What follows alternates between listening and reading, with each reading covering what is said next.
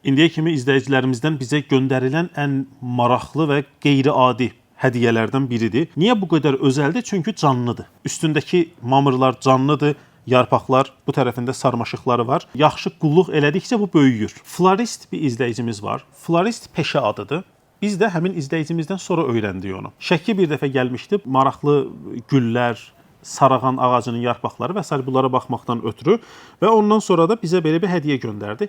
Deməli, gül buketi yığanda ən sadə formada gülün sayı tək cüt oldu ya da bəzi rəmzi mənalarına görə yığırlar. Bir o var, bir də bunun incəsənət tərəfi var. Bir kompozisiya hazırlamaq kimi.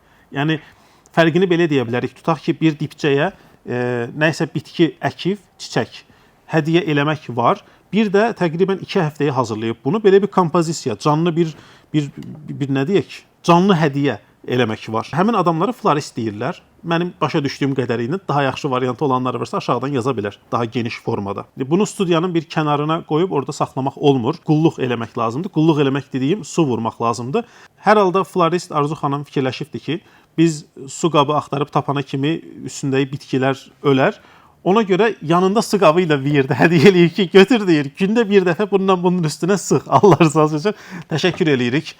Diqqətiniz üçün bunu da inşallah belə sağ, diri formada saxlayacağıq. Bir müddət sonra sarmaşıqlar daha da uzananda da yenə videosunu çəkərik. Onu izləməyə davam eləyin.